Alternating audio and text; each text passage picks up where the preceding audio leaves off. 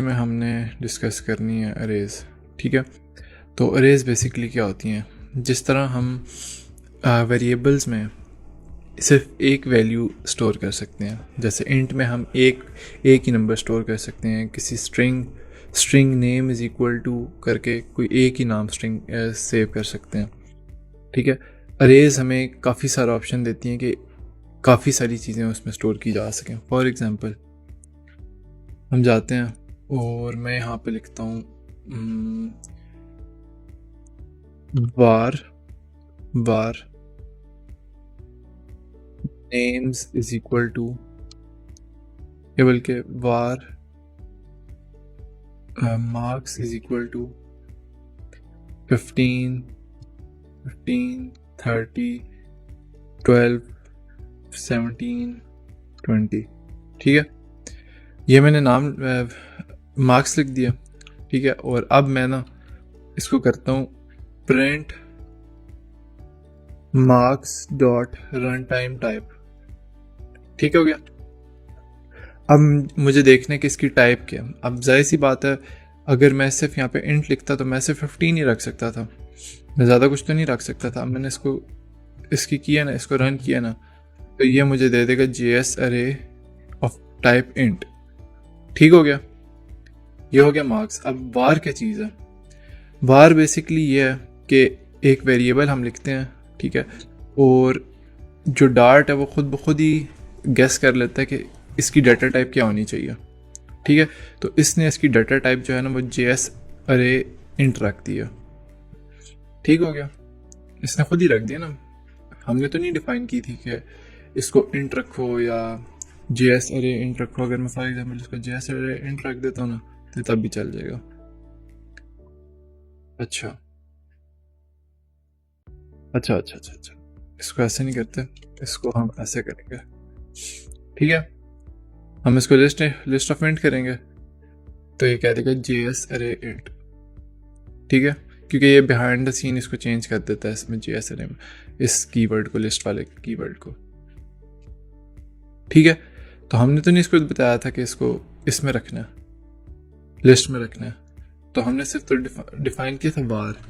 अब वार करता हूँ ना, अब अच्छा एक और चीज़, अब फॉर एग्जांपल मैंने वार कर दिया और इसको मैंने कर दिया, इसके अंदर ना मार्क्स के अंदर ना मैंने एक स्ट्रिंग भी डाल दिया, माय नेम। ठीक है, अब मैंने इसको रन किया, अब ये क्या देगा मुझे? ऑब्जेक्ट। ठीक है, क्यों? क्योंकि अब ये ऑब्जेक्ट, अब ये सिर्फ इंट की अरे नहीं रही, अब इसके अंदर एक एक्स्ट्रा चीज़ भी आ गया। ठीक है, इसके अंदर एक्स्ट्रा चीज़ भी आ गया। तो अगर अब मैं लिखता हूँ ना लिस्ट इंट, ठीक है, तो ये मुझे दे देगा एरर। क्यों? क्योंकि स्ट्रिंग हम इंट को साइन नहीं कर सकते। अगर मैं यहाँ पे लिख दूँ ना डायनामिक, तो ये चल जाएगा। ठीक है, JS अरे डायनामिक आ गया। तो डायनामिक में हम काफ़ी सारी चीज़ें साथ डाल सकते हैं। अच्छा, अब हम अरेज से ना, हमने अरे तो डिफाइन कर दी है, ठीक है, अब हमने इसमें से वैल्यू किस तरह निकालनी है, ये हमने ऑलरेडी पहले स्टार्ट के लेक्चर में भी हमने देखा था कि इससे वैल्यूज किस तरह निकलती हैं। ठीक है, मार्क्स का हम वेरिएबल नेम लिखते हैं और आगे हम ना ये 2 स्क्वायर ब्रैकेट्स डालते हैं। अब जो अरे जो स्टार्ट होती है ना वो इंडेक्स 0 से स्टार्ट होती है, मतलब सबसे पहली जो चीज़ होगी वो इंडेक्स 0 होगी, index 1, index 2, index 3 and so on. ठीक है, तो अब फॉर एग्जांपल हमें चाहिए 30, तो इंडेक्स 0 और ये इंडेक्स 1, तो 30 इंडेक्स 1 पे 30 पड़ा हुआ। ठीक है, तो यहाँ पे मैंने प्रिंट किया मार्क्स ऑफ इंडेक्स 1, तो यहाँ पे 30 आ जाएगा मेरे पास। सही हो गया। अब फॉर एग्जांपल इसी तरह करते जाएंगे, तो फॉर एग्जांपल मैं 0 1 2 3 4 5 करूँगा तो यहाँ पे माय नेम लिखा हुआ आ जाएगा। ये इतना तो हमें पता है। अब फॉर एग्जांपल मैं चाहता हूँ कि ये बहुत बड़ी लिस्ट है, ठीक है, और मैं सारे की सारी चीज़ें इसकी प्रिंट करना चाहता हूँ, तो हम इस तरह तो नहीं कर सकते। इसके लिए ना हम लगाते हैं लूप। ठीक है, अब मैं लगाता हूँ फॉर, जैसे हमने पहले किया था, अच्छा, इससे पहले इसको फॉर को देखने से पहले ना एक और चीज़ देखनी है हमने। मार्क्स डॉट करते हैं ना तो हमें काफ़ी सारे ये ऑप्शन दे देता है कि हमारे पास क्या क्या ऑप्शन है इस मार्क्स के साथ करने के लिए। तो इसमें ना हमारे पास एक चीज़ होती है लेंथ की। इसको अगर हम प्रिंट करते हैं ना तो हमें बता देगा कि इसकी लेंथ कितनी है। इसकी लेंथ है हमारे पास 6, 0, 1, 2, 3, 4, 5। ये 5 है ना। अब काउंटिंग, इंडेक्स की काउंटिंग शुरू होती है 0 से और जो लेंथ की काउंटिंग स्टार्ट होती है वो 1 से। 1, 2, 3, 4, 5, 6। ठीक हो गया। अच्छा, अब ना हमने करना है if int I is equal to 1, या चलो 0 कर लेते हैं। ठीक है, आई इज लेस देन और equal to marks dot length I plus plus. ठीक हो गया। अभी क्या कह रहा है? ओह सॉरी, ये देखें हमने गलत लगा दिया था। इफ नहीं हमने लगाना था, हमने फॉर लूप लगाना है। इफ तो कंडीशन होती हैं, हमने फॉर लूप लगाना है। For i is equal to 0, हमने इसको इनिशियलाइज कर दिया। यहाँ पे हमने इसको कंडीशनल एक्सप्रेशन दे दिया और यहाँ पे इसको हमने इंक्रीमेंट कर दिया।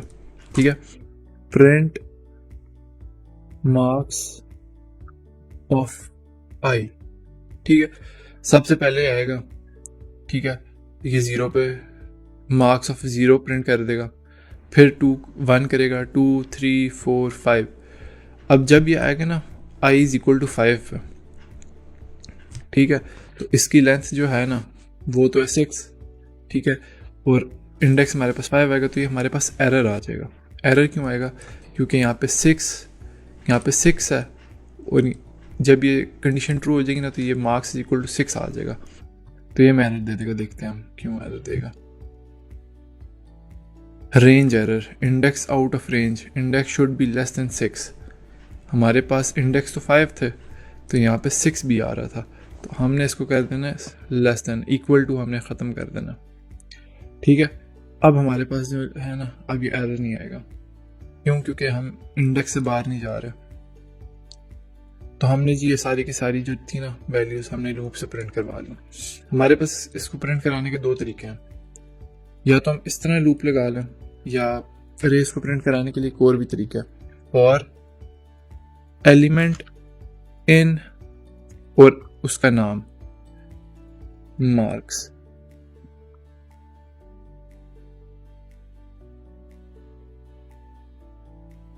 ठीक है, अच्छा, इस एलिमेंट को ना डेटा टाइप भी देनी होती है, तो मैं इसको कह देता हूँ डायनामिक। ठीक है, for dynamic element in marks print element, क्योंकि जाहिर सी बात है। अच्छा, अभी देखते हैं इसको क्या करना है, हमने सारा देखते हैं। ये हमने डायनामिक क्यों लिखे? यहाँ पे हम इंट भी लिख सकते थे अगर यहाँ पे हमारे पास ये नेम ना होता, यहाँ पे इसकी टाइप जो है ना वो इंट होती। अब देख, अच्छा इसको तो ख़त्म करना था। ठीक है, अब 2 दफ़ा हमारे पास प्रिंट हो गया। तो हमारे पास 2 तरीके हैं, या तो हम इसको इस तरह प्रिंट कर लें या हम इसको इस तरह प्रिंट कर लें। ठीक हो गया। तो ये हमारे पास 2 चीज़ें हैं जिससे हम अरेज यूज़ करते हैं। अब अरेज में हमारे पास काफ़ी सारी चीज़ें होती हैं, काफ़ी सारे फंक्शंस होते हैं। ऑप्शंस मतलब मार्क्स डॉट, मैं इसमें कहता हूँ कंटेन्स। अब कंटेन्स में कहता हूँ ना, और मैं कहता हूँ मुझे बताओ इसमें हमारे पास 16 मार्क है। सॉरी, इसको हमने स्ट्रिंग नहीं, हमने इसको इंट रखना था। 16 वाला मार्क है, वो कह देगा नहीं हमारे पास फॉल्स। लेकिन अगर मैं इसको कहूँ कि हमारे पास 17 है तो वो कहेगा हाँ है, ये ट्रू है। ठीक है, इसी तरह मैं कहूँ इसके पास में हमारे पास माय नेम है, वो कह देगा हाँ ट्रू है। लेकिन अगर मैं कह दूंगा माय नेम छोटा है, एन छोटा है, तो वो कह देगा फॉल्स है, ये तो मेरे पास नहीं है। ठीक हो गया। इसमें और इसमें फ़र्क है, इसमें एन बड़ा है, इसमें एन छोटा है। तो इस तरह काफ़ी सारे फंक्शन हैं हमारे पास, ऑप्शंस कह लें, जो हम यूज़ कर सकते हैं, जो हम ये बाद में आहिस्ता आहिस्ता देखेंगे। ठीक है, अच्छा, इसमें हमारे पास ना एक और भी है फॉर ईच। ठीक है, फॉर ईच भी वही काम करता है जो हमने भी फॉर लूप लगा के किया, लेकिन अभी ये थोड़ा एडवांस कॉन्सेप्ट हो जाएगा तो ये हम आगे जाके देखेंगे। ठीक हो गया। अच्छा जी, तो ये बेसिकली थी हमारी अरेज। इसके बाद हम जाके देखेंगे मैप्स। अरेज हम वो भी कर सकते हैं, लिमिट भी कर सकते हैं कि इससे ज़्यादा अरे नहीं बन सकती। फॉर एग्जांपल अगर मैं कोई चीज़ बताऊँ ना, तो हम ना इसमें चीज़ ऐड भी कर सकते हैं। कुछ डॉट ऐड करूँगा ना, तो मैं कहता हूँ इसमें डाल दे 35 मार्क्स डॉट ऐड 51